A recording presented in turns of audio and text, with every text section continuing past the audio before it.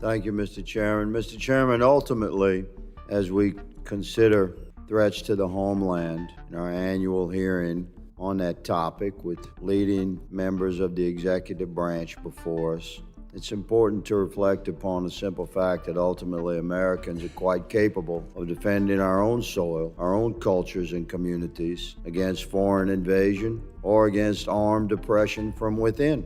However, it's far more threatening to our republic if our own government facilitates criminal invasion, and it is incredibly threatening to our citizenry if our government's highest levels of law enforcement coordinate organized campaigns of weaponized oppression, harassment, investigation, arrest and prosecution, and imprisonment, Mr. Chairman, is the primary threat our homeland indeed faces today.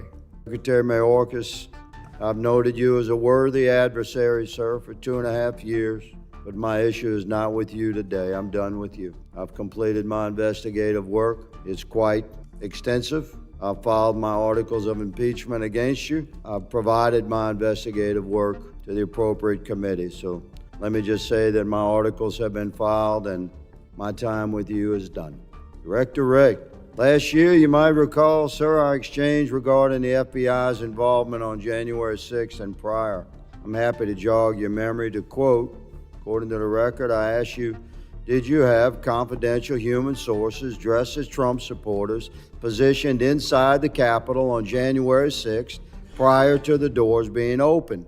You responded, I quote, again, I have to be very careful of what I say. To which I said, it should be a no. Can you not tell the American people no? We did not have confidential human sources dressed as Trump supporters positioned inside the Capitol on January 6th. A year has passed.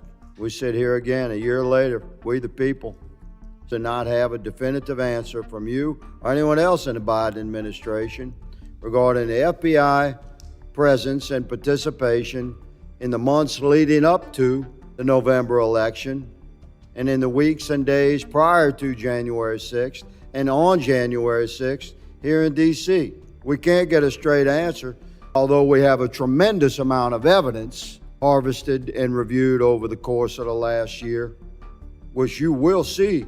In September, Stephen D'Artano, formerly in charge of the FBI's field office in Washington, D.C., testified to the House Judiciary Committee that he was aware the FBI informants would attend the Stop the Steal rally thrown on January 6th. You confirmed that the FBI had confidential human sources at the Stop the Steal rally on January 6th here in D.C., sir? Congressman, as we've discussed before, I'm not going to get into where we have or have not used confidential human sources. But what I can tell you, you asked for a definitive answer. We'll move on. It's my time. You said no, you're not going to answer. That's cool. We're watching. Mr. Chairman, may I answer the question? Your moment will come. This is my time. Earlier this year, an FBI informant who is reported to have, quote, under oath, marched to the U.S. Capitol with fellow Proud Boys members on January 6th, close quote. He said he was communicating with his FBI handler while people were entering the U.S. Capitol. Can you confirm that the FBI had that sort of engagement with your own agents embedded into the crowd on January 6th? If you are asking whether the violence at the Capitol on January 6th was part of some operation orchestrated by FBI sources and or agents, the answer is emphatically You're saying not. No. You're saying no? Not okay. Violence orchestrated by agents. Are you familiar with you know what a ghost vehicle is? Director, the FBI certainly should. You know what a ghost bus is? A ghost bus? Ghost bus. I'm not sure I've used that term. It's pretty common in law enforcement. It's a vehicle that's used for secret purposes. It's painted over.